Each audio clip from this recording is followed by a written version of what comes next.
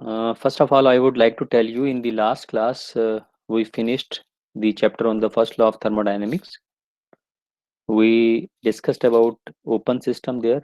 We discussed about steady flow energy equation, and we applied it to the various processes, okay, various devices rather. And we also explained, uh, you also got to know about the process known as throttling. And then we also did one numerical problem. Now I would mm, tell you that you will have to do an assignment. There are so many numerical problems, solved numerical problems given in the book of PKNAG. So you have to do all those numerical problems and submit as an assignment. Okay. I will give that assignment in the Google Classroom. Okay. We have also discussed about the limitations of the first law of thermodynamics. So when we discuss about the second law of thermodynamics, the introduction part is basically uh, giving certain limitations of the first law or giving some more details into the first law. So let us try to think about that. Let us see that first of all. The first law of thermodynamics states that a certain energy balance will hold when a system undergoes a change of state or a thermodynamic process, but it does not give any information on whether that change of state of process is at all feasible or not. Okay, so we can always say that the system is moving from state point 1 to state point 2. Okay, so state point 2 may be at higher temperature and pressure, but we say that it is moving. And then we can also say that the system can move from state point 2 to state point 1, but it does not tell that whether this process from 1 to 2 or from 2 to 1 is at all feasible or not, means it is possible or not. So this is not uh, given by the first law of thermodynamics. Now there is what this is very important. Spontaneous processes in nature occur only in one direction. Heat always flows from a body at higher temperature to a body at lower temperature. This you know. See, if you have a, for example, if you have a hot surface, you know, after a certain period of time, it will cool down to the temperature of the ambient. So it means that the heat always flows from high temperature to low temperature. If we think that the surrounding is at low temperature and the object which is in which you are holding and that is also at the same temperature or maybe 1 or 2 degree difference may be there, then it can never happen that the heat will flow from the surroundings and increase the temperature of that particular object. Similar to that, water always flows downwards. You might not have ever seen water flowing towards hill top. Time always flows in the forward direction. So in nature, spontaneous processes occur only in a particular direction. Okay, only in one direction. The reverse of these never happens spontaneously. See, the reverse may happen, but for that we have to do something actually. Okay, but there may be certain things which will always flow in the forward direction only. In backward direction can never be possible. For example, if you talk about the time, time will always flow forward. You will always grow old. You cannot become young after 2 years. You cannot say that you will be 16 years after 2 years from now. Okay, it can never happen. The spontaneity of the process is due to a finite driving potential. So there has to be some finite driving potential. It is also known as force or cause, okay, which is actually creating certain thing which is actually known as flux to flow actually. Okay, what happens is called flux or current or the effect. So for example, if there is some temperature difference delta T, we know that it is the force which will result into the transfer of heat Q. Okay.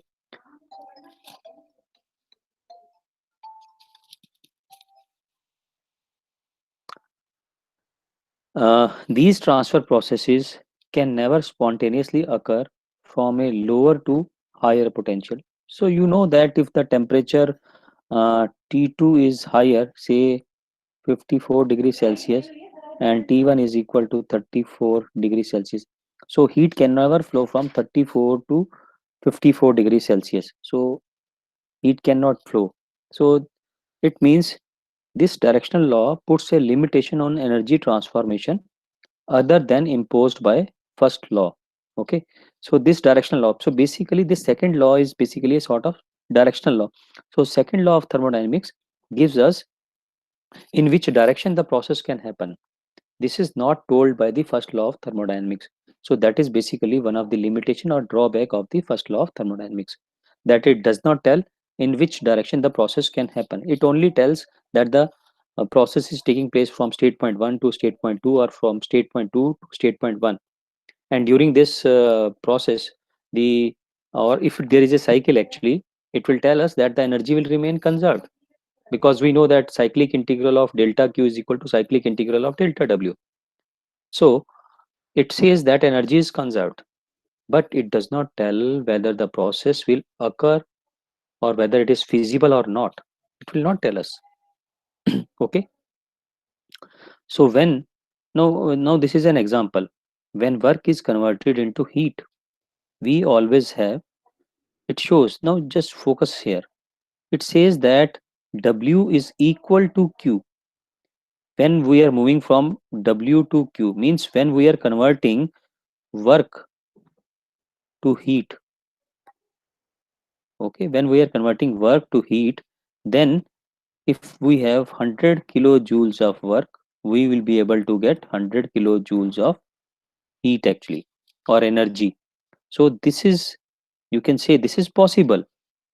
But when heat is converted into work in a complete closed cycle process, then Q has to be greater than W. If we are moving in this particular direction, that means we are converting heat into work. So it basically means that if you have say 100 kilojoule of heat available to some cycle actually, that is the means heat which we are transferring to a cycle actually in a thermodynamic system, then we may not be able to get 100 kilojoules of the work actually. We will only be able to get say 30 kilojoules. And what will happen to the remaining amount of the heat? The remaining 70 kilojoules will go as waste. It will be wasted. Okay, this much amount of out of 100, only from this 100 we will get 30 as the work, but the 70 will be lost actually. Now you see this particular diagram. So what is shown here? It is shown, this is the system actually. Okay, this is system.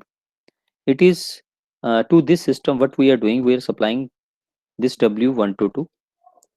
Then we have a certain amount of the heat which is going out, Q2 to 1. So we can say that whatever the work has been supplied, that can be lost as in the form of heat, because work can be totally converted into heat. Now there is another system. We say that we are supplying heat Q1 to 2 during this process, and then it is coming back to state point 1.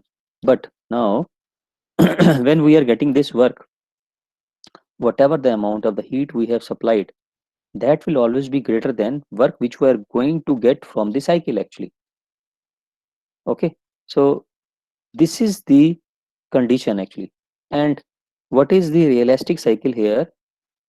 So realistic cycle shows that this is the amount of the heat which you have supplied, then this is the amount of the work that you are getting, and this is the amount of the heat which is being lost to the surrounding, which is being wasted actually. It is the same example. This is 100 kilojoules, this is actually 30 kilojoules, and here it is 70. So we are supplying 100, we are getting 30, and 70 is actually wasted. So it is being thrown out to the surroundings actually. So first law of thermodynamics never told us this. So this is what is being given by the second law of thermodynamics. So before we proceed to the second law of thermodynamics, we will go through some basic concepts. Before that, it is very important statement. Work is said to be the high grade energy. High grade energy means the energy which can be converted totally into low grade energy. Okay, so if I want to convert W work into Q heat, then if I have 100 kilojoules of work available to me, I can convert that completely into 100 kilojoules of heat. So that is why I said that work is a high grade energy. Its grade is high because it can be completely converted into heat. And what is heat? Heat is a low grade energy. Why low grade energy? Because now if I have 100 kilojoules of heat available to me, then probably here I will get 40 as the work and 60 watt 60 as the q. So this 60 is actually thrown out. So that is why we are saying that it is the low grade energy, because heat cannot be completely converted into work. You also know uh, no engine can be 100% efficient. You think about yourself also. See, we are eating, taking food actually. From that food, it is basically the chemical energy. That chemical energy gives the energy to us. And whatever the energy which is available to us, how much we are utilizing for doing the work? That is very less. Okay, very, very less. Our brain will not work more than 2%. If it is working 2%, you will be a genius like Einstein. Okay, so basically the remaining 98% is wasted actually.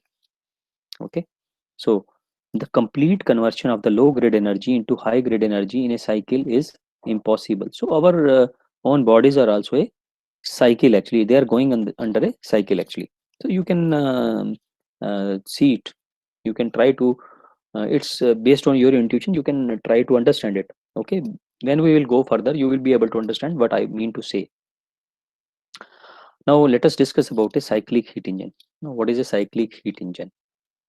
Till now I have just described about the limitations of the first law of thermodynamics and told you that first law of thermodynamics does not tell us anything about the direction in which a process should occur. Okay, whereas it is the second law of thermodynamics which tells us in which direction the process will occur. Okay, so now first of all let us read this particular definition. A heat engine cycle is a thermodynamic cycle in which there is net heat transfer to the system and a network transfer from the system. Okay, so just read it. I'm not explaining it. I will explain it later on. The system which executes a heat engine cycle is known as heat engine. So there is a cycle which is being executed and it is known as heat engine cycle, and it is being produced in a heat engine actually. Okay, a heat engine is a device. Now this is the definition of the heat engine actually. A heat engine is a device which undergoes a thermodynamic cycle and produces net positive work while exchanging heat with at least two thermal reservoirs maintained at different temperatures. So don't worry, I have just read it and now I will explain it. Okay, let me explain it here. Now,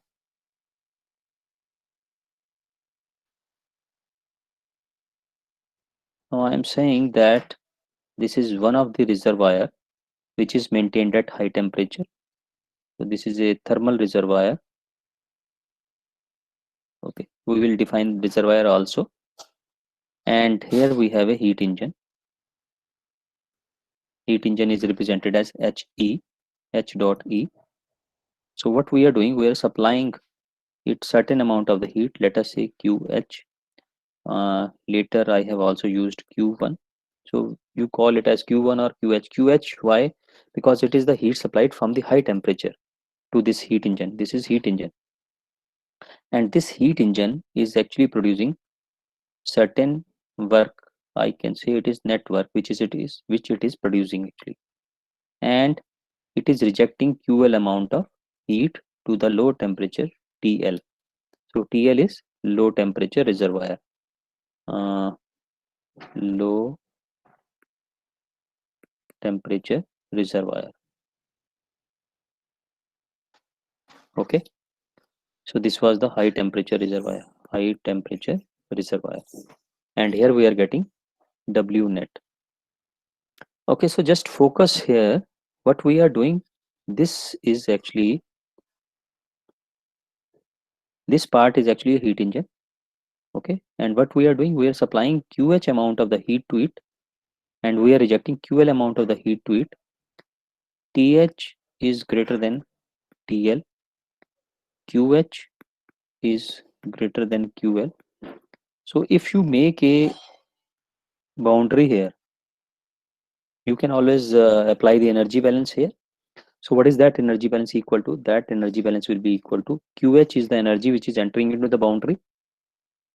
What is going out of the boundary? It is the W net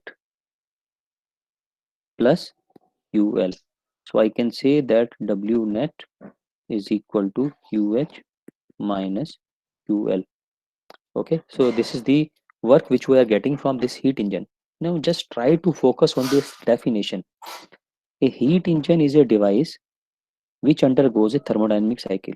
So that means there has to be some thermodynamic cycle here in this heat engine. So this there has to be a thermodynamic cycle. Some cyclic processes taking place inside this heat engine produces net positive work. So there has to be some net positive work. So you can see we are getting some net positive work while exchanging heat with at least two thermal reservoirs. At least two thermal reservoirs. Okay, so we have two thermal reservoirs. One is here and other is here.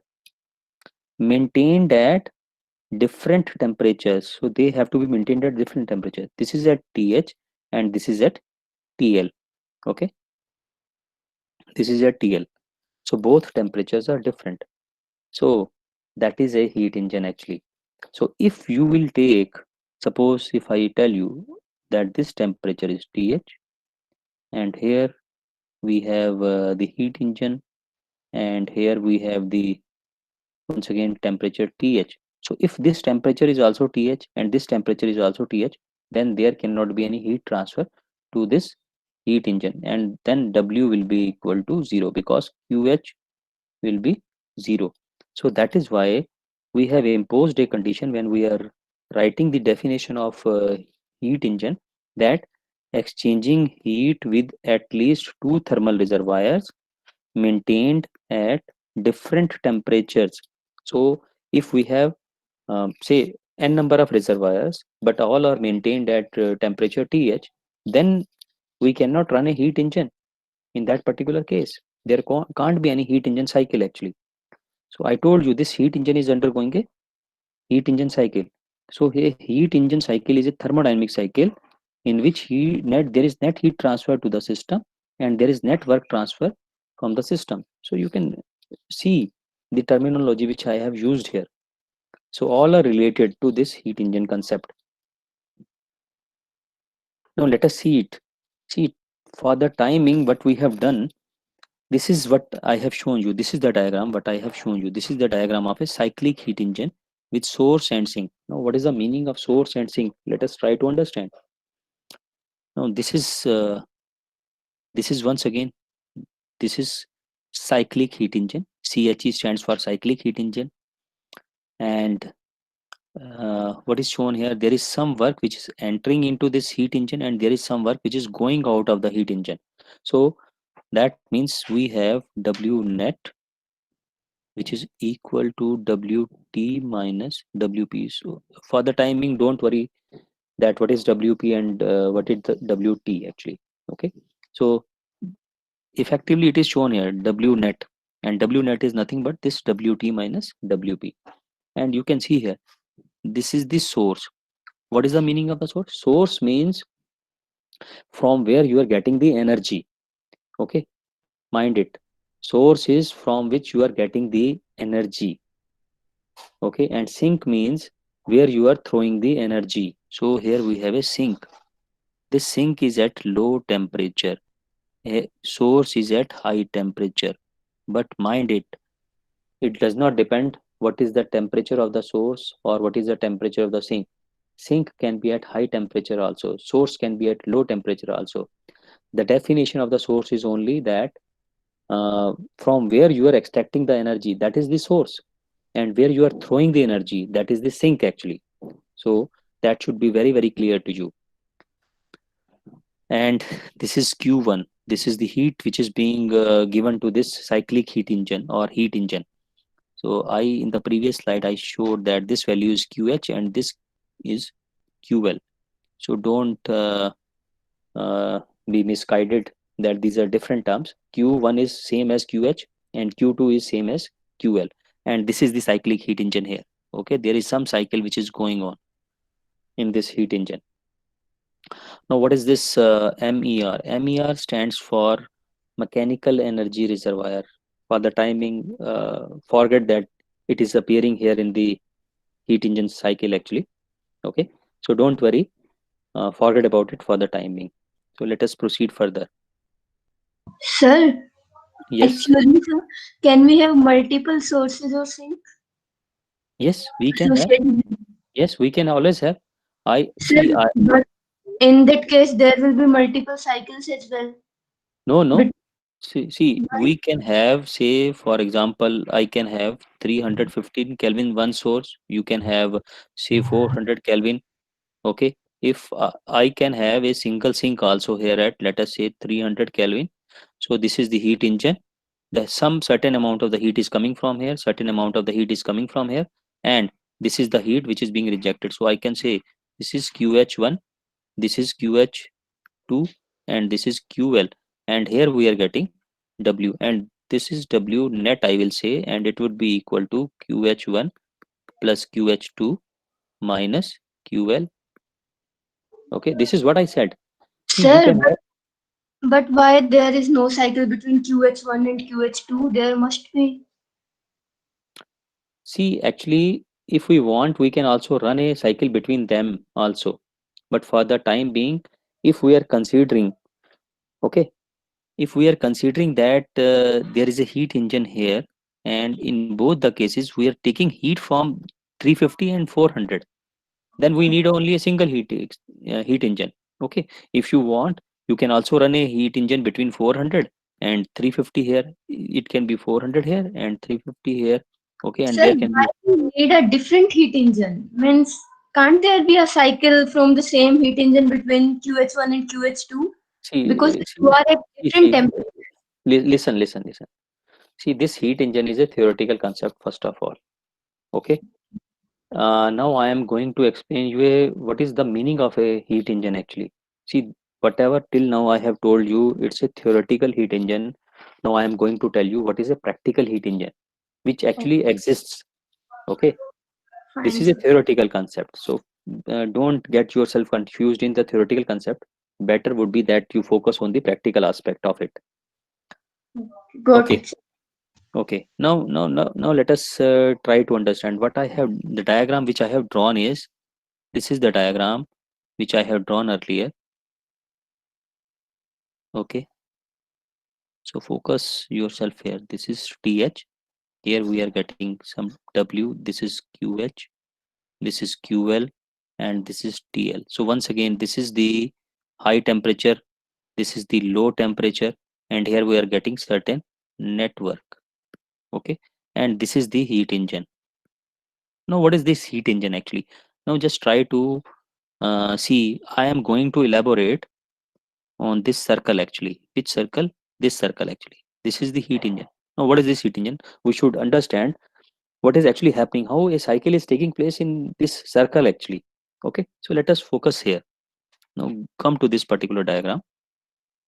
See, this is the that circle which have now been enlarged.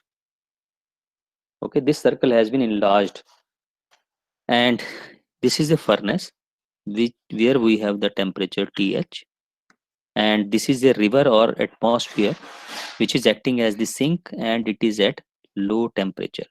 Okay, so let me give, before I proceed further, I would like to give you some examples. For example, if I say sun could be a source because we can take energy from it. Okay, and it's a high temperature reservoir basically.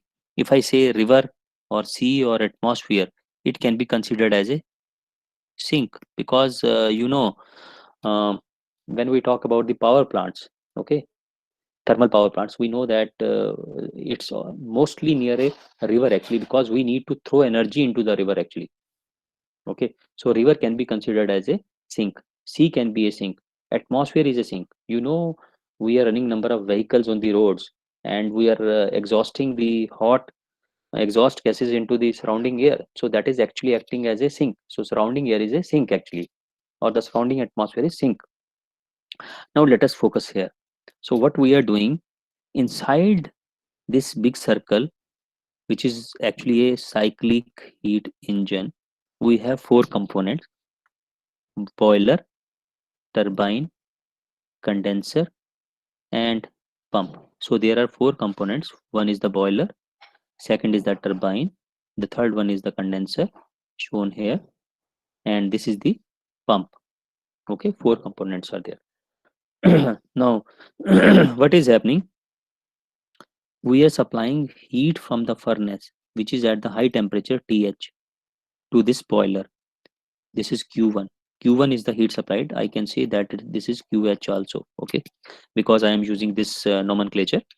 So QH and Q1 are one and the same.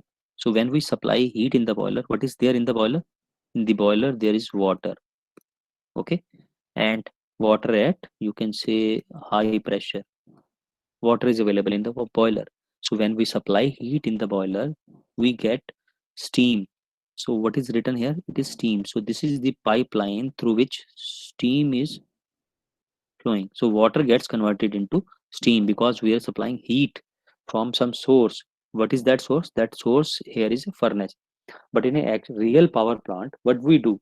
We burn the coal. From the burning of the coal, we produce the power. We produce the heat energy.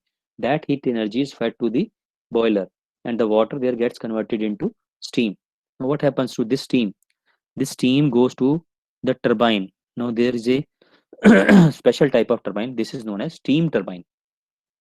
The turbines could be different actually. There could be hydraulic turbines which run on water, direct water, like Bhagara Nangal Dam, you know about it. So that is running on the huge quantity of the water.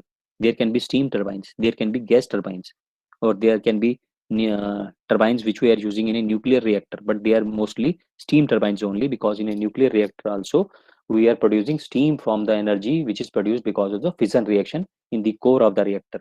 Okay, so when this steam, which is at high pressure and high temperature, goes into the turbine, because of its high temperature and pressure, it works on the blades of the turbines. Okay, this is a simple diagram which is shown here for the turbine.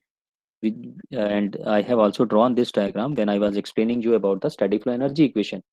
But we don't know about the design of the turbine, which is there inside actually.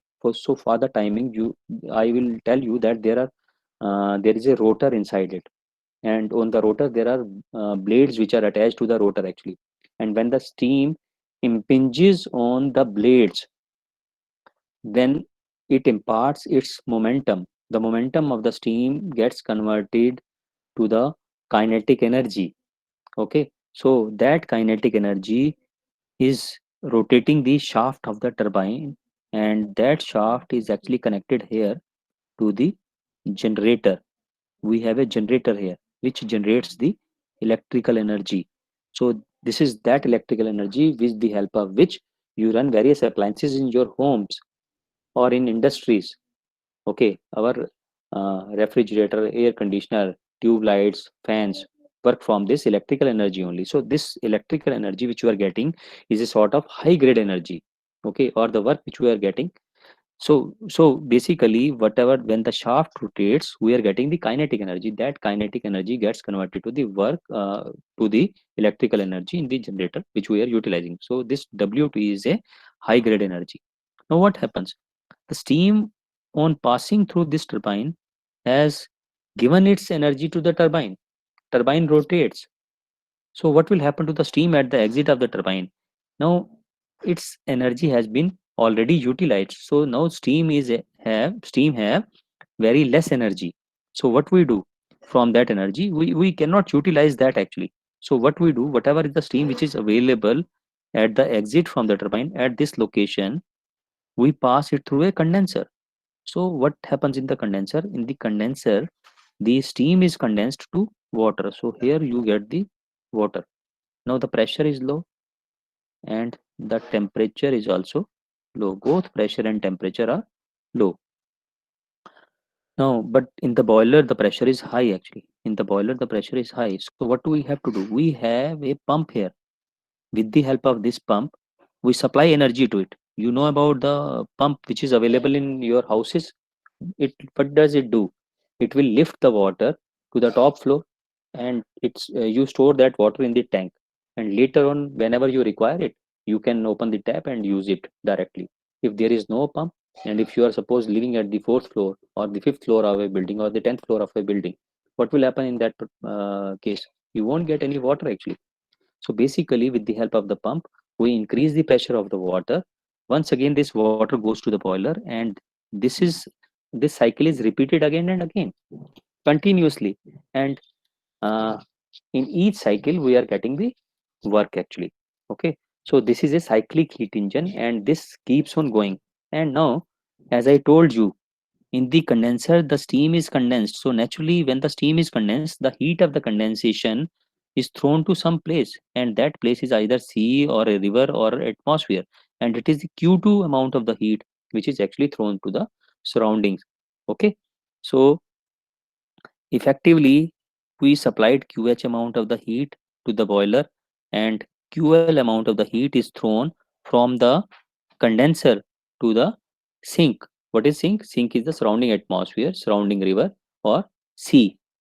So this is actually rejected. QL amount of the heat is rejected. So you can see it here. So naturally we supplied QH, we rejected QL, and then we are getting W net. And this plant, which I have just explained, it is known as thermal power plant. What is it? It is a thermal power plant cycle actually. Thermal power plant cycle. Okay, so in a thermal power plant cycle we have four components. One is boiler, the next is the turbine, the next is condenser, and then we have the pump. And from one side we are supplying heat to the boiler, and from the other side, from the condenser, the heat is being rejected to the sink actually. Now let us talk about the performance parameter of this cyclic heat engine. How to define some performance parameter, and that is actually known as the efficiency. This eta stands for efficiency. Okay, so this is the efficiency of heat engine. So how to define the efficiency of the cyclic heat engine? We are getting certain power from the cycle. Okay, and we are supplying certain amount of the heat to the cycle. So let us try to see. It's uh, yes, so I will draw this diagram here once again so that it's clear to you. So this is I will say this is the boiler here. So in the boiler we are supplying heat QH. Okay, then we have the turbine here. From the turbine we are getting WT, and after the turbine we have the condenser here. Okay, so the condenser is rejecting heat QL to the low temperature TL in the surroundings. After that we have the pump. Okay, okay, so in the pump we are supplying pump work WP.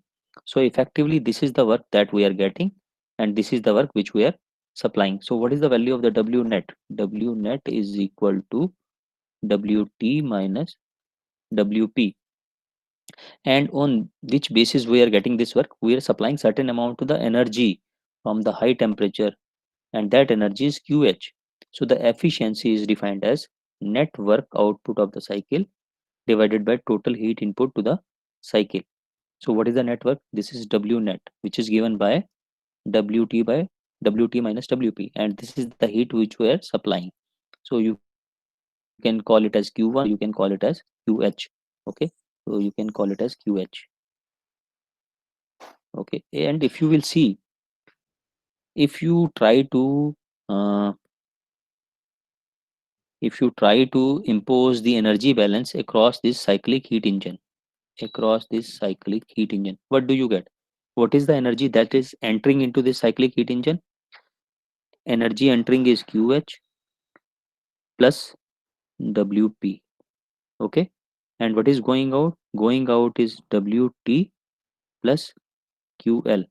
So what is the value of WT minus WP?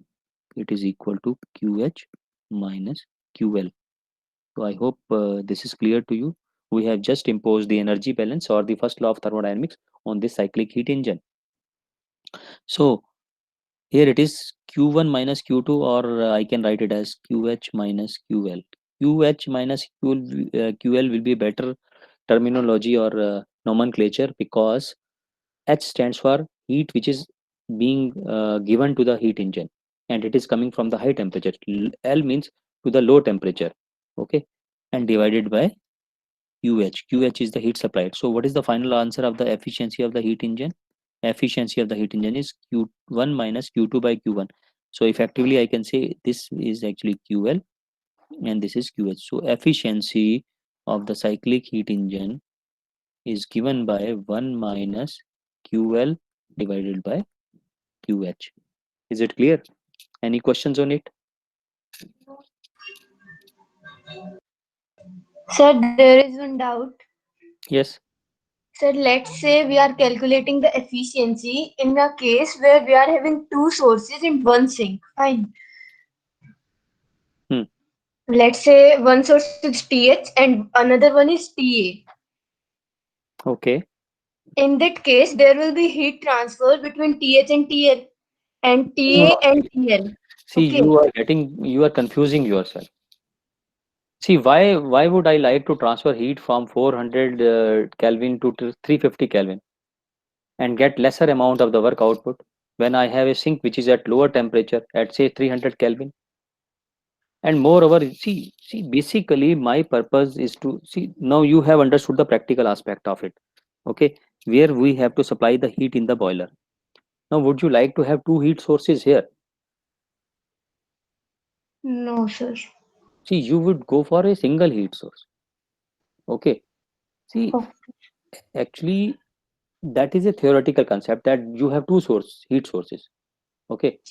We can always run a theoretically we can say anything, but practically we have to think practically that how we are going to produce the work.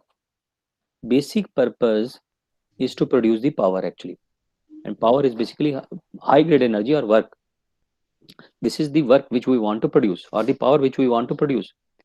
See, electrical energy which we are getting in your home, that is basically high grade energy. It's basically a form of work only, because you can easily convert that electrical energy completely into the work.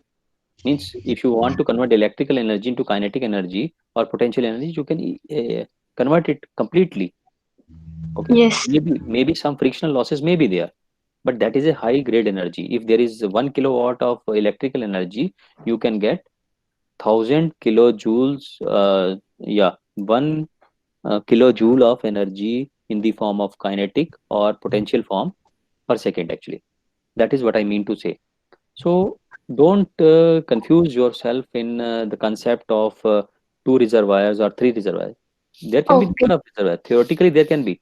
And when we do actually the normally, what when we go to the chapter on entropy, which is not in your course actually. Okay, we consider three reservoirs are there. See, that is a theoretical thing. So don't worry about that. So See, means we just need to focus where we can get maximum efficiency. correct. You need to focus where you can get the maximum efficiency.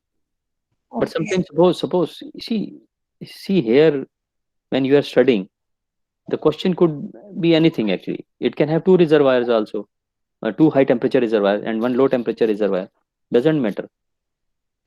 So we can solve it. We can solve it. But practically we have to see whether it is feasible or not. Okay.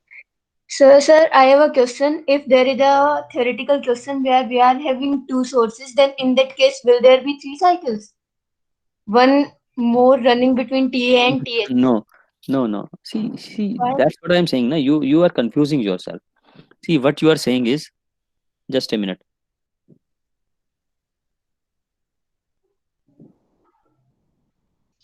See, let me insert a slide here.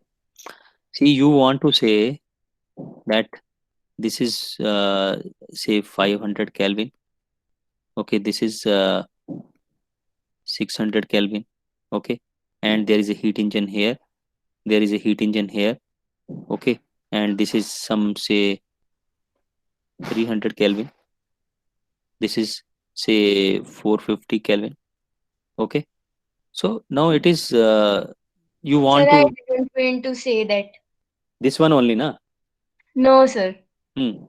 Exclude this one extra heat engine and 450 Kelvin reservoir. 450 Kelvin is there or not? No, sir, it's not there. It's not there. Okay. Now your question is, can we work like this? The heat is going Yes. from here and then going here and then it is going here. Yes, sir. I mean to say that there must be three cycles, one occurring between 500 and 600, one occurring between 600 and 300, and one more occurring between 500 and 300. Uh, actually, let me tell you.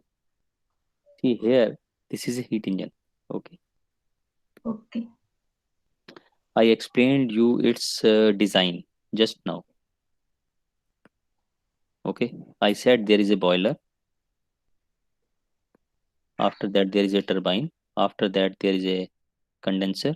After that, there is a pump, and once again, there is a boiler.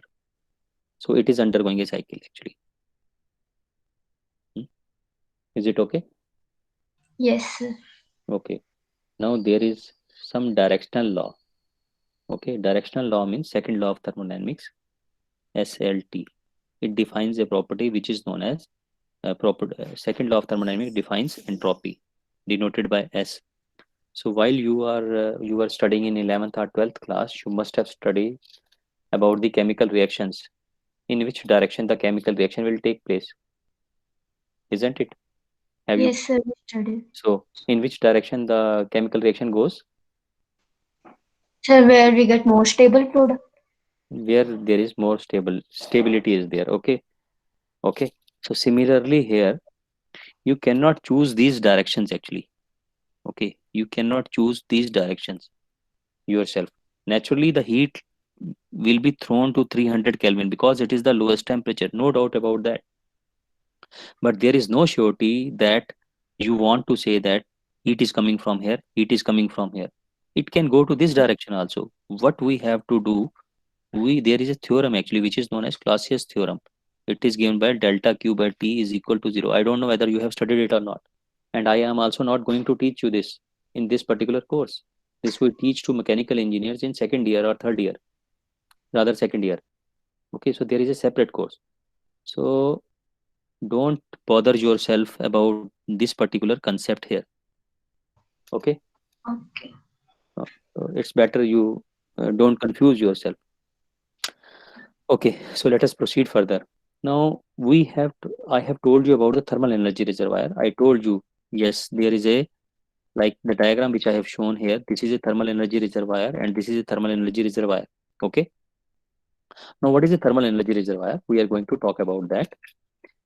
Thermal energy reservoir is defined as a large body of infinite heat capacity which is capable of absorbing or rejecting an unlimited quantity of heat without suffering appreciable changes in its thermodynamic coordinates, particularly temperature. Particularly temperature.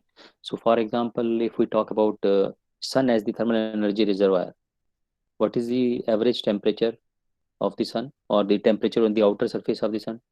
It is somewhere around 5700 Kelvin. So its temperature does not change. It is throwing a lot of energy from it. So it's a has a infinite heat capacity, and heat capacity is m into c. That is the definition of the heat capacity. So it has infinite heat capacity. Similarly, when we are rejecting heat to the surroundings, will there be any change in its temperature, surrounding air? No, there won't be much change. Okay, so we say that the temperature is not varying. So that is the thermodynamic coordinate. Okay, unlimited quantity of heat. So this is important.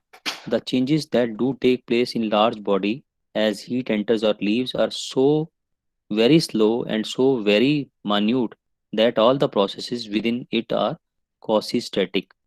So we are also considering this. This is a basically you can say a theoretical concept once again.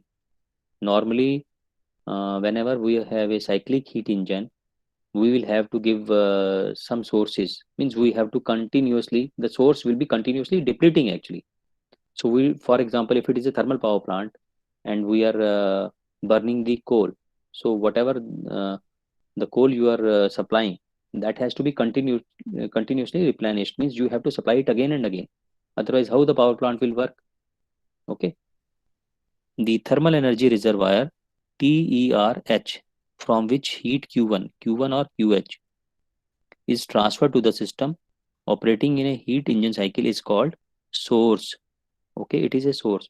The thermal energy reservoir TERL, thermal energy reservoir, L means low, to which the heat Q2, that means QL, is rejected from the system during a cycle, is called sink. But mind it, I am telling you once again, this high temperature and low temperature, see, we can have source at low temperature also, we can have sink at high temperature also, that's we will study later on. So source means from which you are taking the energy, sink means to which you are throwing the energy. Don't confuse yourself with high temperature or the low temperature. Okay, your parents are source for you. Okay, now you can see it here. I was talking about mechanical energy reservoir, I told you forget about it. Now we will talk about it. A mechanical energy reservoir is a large body enclosed by an adiabatic impermeable wall capable of storing work as the potential energy, such as a raised weight or wound spring, or kinetic energy such as a rotating flywheel. So see, whatever the work which we are getting here from the heat engine, this is the same heat engine which we were discussing. Okay, so whatever the work which we are getting here, it can be stored in a flywheel. Okay, so what is a flywheel? Flywheel is a rotating uh, shaft which has very high mass moment of inertia. Okay, so it can store kinetic energy, and or we can also store this work in the form of the potential energy. So it can be a raised weight or a spring, wound spring. So we can store energy. So that is a mechanical energy reservoir. Reservoir means which is storing the mechanical energy, and work is a mechanical energy.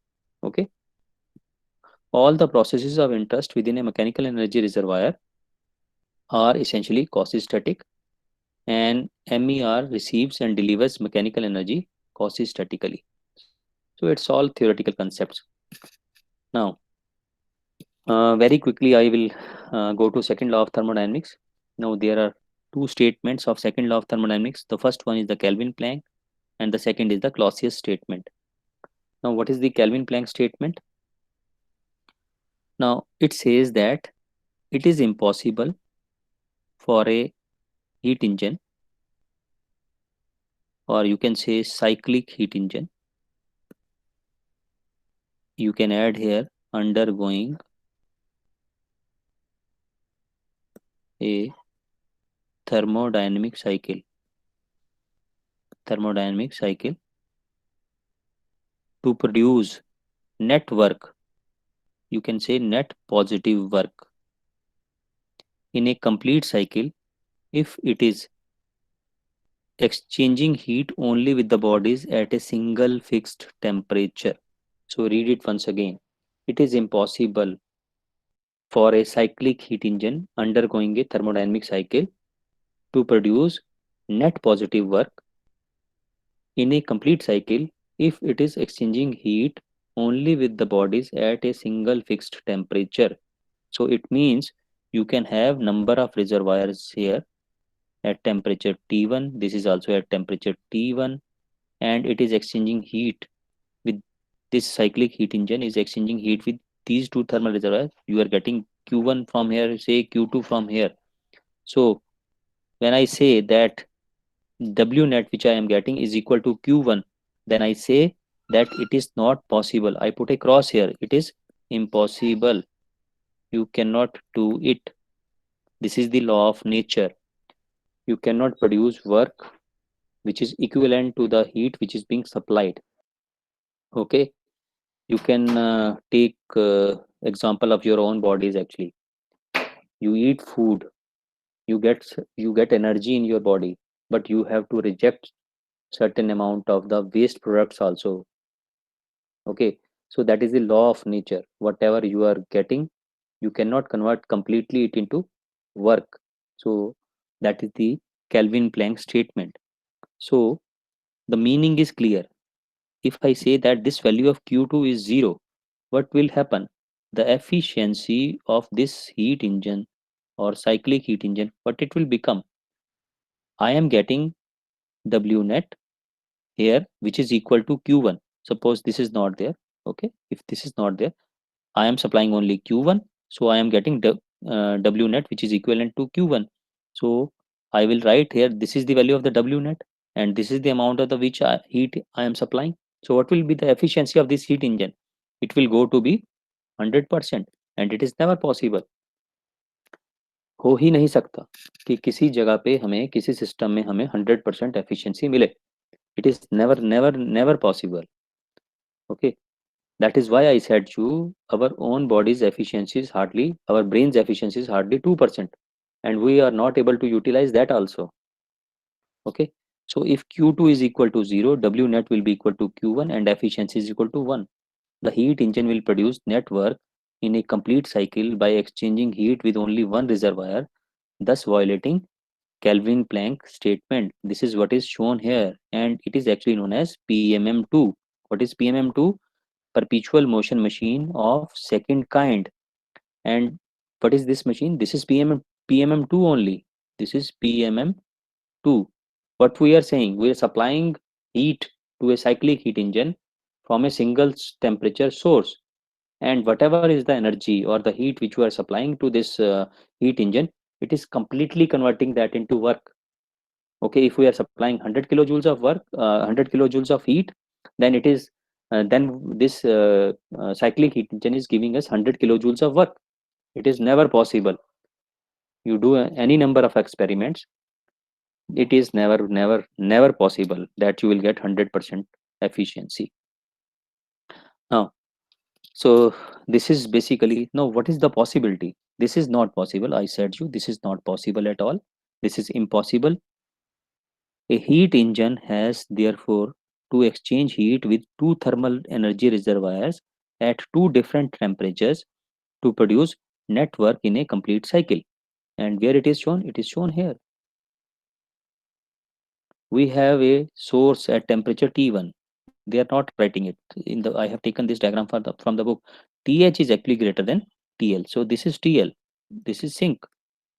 And here this amount of the heat is supplied. This is the heat which is rejected by the cyclic heat engine, and this is the work that we are getting.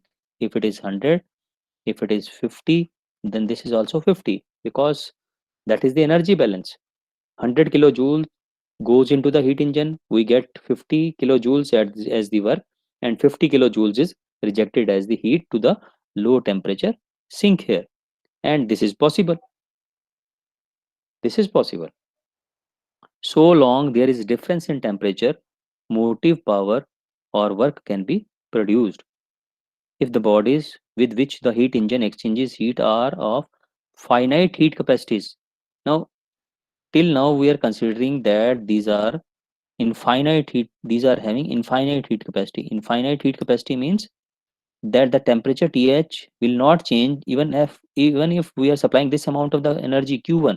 We are continuously extracting 100 kilojoules of heat from this source, but its temperature is not changing. So it means its heat capacity is infinite.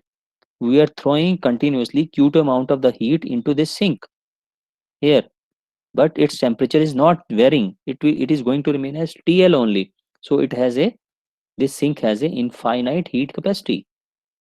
Okay, so that is a reservoir. Reservoir means you must have heard about a reservoir in terms of a you can say hydraulic power plant or a for example Bhakra Nangal we talk about.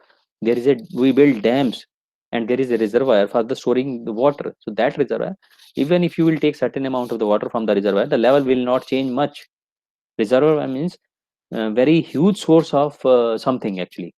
So here we are talking about the huge source of the heat energy. So you take a certain amount of the heat, it's not going to affect its temperature.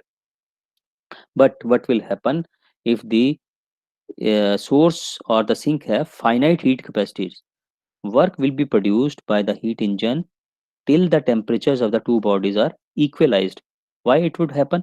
See here, initial temperature is 400.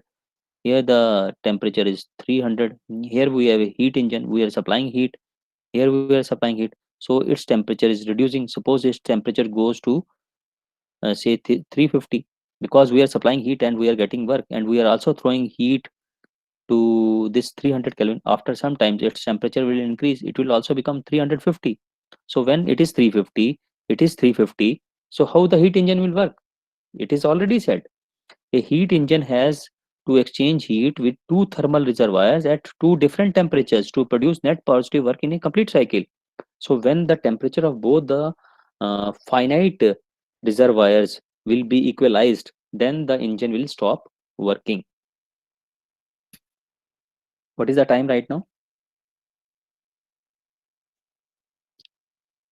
It's 1 o'clock, sir. 1 o'clock. So okay. So I think this much is more than sufficient. I hope concept which I wanted to give you. Just wait for some time. I will take your attendance.